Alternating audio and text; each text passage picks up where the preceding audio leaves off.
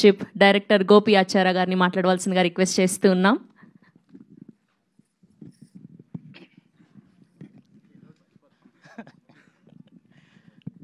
అందరికీ నమస్కారం.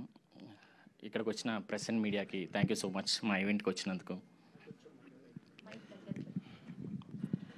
హే భగవాన్ గురించి చెప్పాలంటే ఫస్ట్ మా ప్రొడ్యూసర్ గురించి మాట్లాడాలి.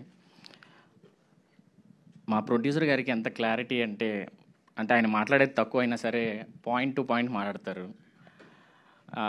ఈ హే భగవాన్ నరేషన్ మార్చ్ ఫస్ట్ వీక్లో చెప్తే ఏప్రిల్ 1కి ఆఫీస్ ఇచ్చి ప్రీ వర్క్ స్టార్ట్ చేయించారు. Sir thank you so much sir, నన్ను నమ్మి నాకు ఈ అవకాశం ఇచ్చినందుకు. ఇకపోతే సుహాస్తో నా జర్నీ కలర్ ఫోటో నుంచి ఉంది. లాస్ట్ 5 yearsగా ఓన్లీ సుహాస్ మూవీస్కే వర్క్ చేస్తున్నాం. ఆన్సెట్స్లో మోర్ ఆఫ్ ఒక డైరెక్టర్ హీరో కంటే కూడా అంటే ఫ్రెండ్లీ అట్మాస్ఫియర్గానే ఉంటుంది. అంటే వర్క్ చేయడం పెద్ద ప్రెషర్ అనేది ఏమి ఉండదు. డెబ్యూ ఫిలిం మేకర్కి ఫస్ట్ హీరో చాలా స్పెషల్. నాకు ఈ స్పెషల్ ఫీలింగ్ ఇచ్చినందుకు థ్యాంక్ యూ సుహాస్. ఇంకపోతే నరేష్ సార్ గురించి యాక్చువల్లీ ఫాదర్ క్యారెక్టర్ మైండ్లోకి వచ్చింది వన్ అండ్ ఓన్లీ నరేష్ సారే. సో వాళ్ళ మేనేజర్ని పిలిచి సార్ ఇలాగ అనుకుంటున్నామంటే సారు చాలా బిజీ ఉన్నారండి, ఆల్మోస్ట్ 11 movies చేస్తున్నారు, ట్రై చేద్దాం, ఒకవేళ కథ నచ్చితే ఓకే చెయ్యొచ్చు, అడ్జస్ట్ చేయొచ్చు డేట్స్ అని అన్నారు.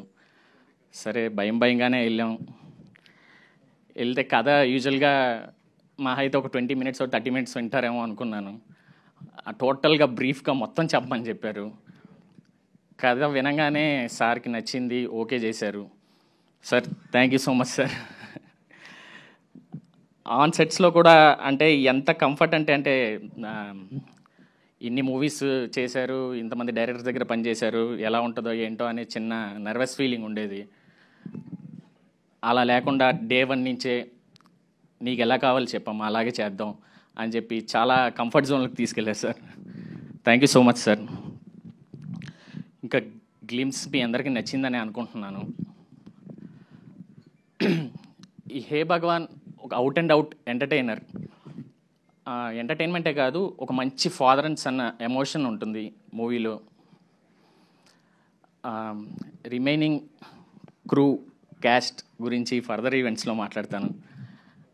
అప్పటి వరకు వీళ్ళ ఫ్యామిలీ బిజినెస్ ఏంటని మాత్రం అడగండి. Thank you so much. మీరేంటి ఈ మధ్యకాలంలో రీల్స్ ఎక్కువ చూసారేంటి?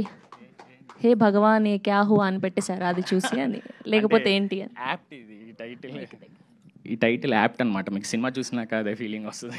ఓకే. అండ్ ఈ పోస్టర్లో చూస్తే ఇటుపక్క మొత్తం ఇవన్నీ కనిపిస్తూ ఉన్నాయి మాకు, ఒక పక్క షూ, ఒక పక్క శారీ, ఇవన్నీ. సో ఏంటి దాని కథకి సంబంధించిన ఎలిమెంట్స్ అయ్యి. ఓకే.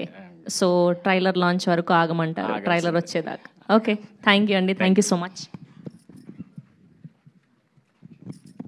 ఎస్, అండ్ ఇప్పుడు మా నవరస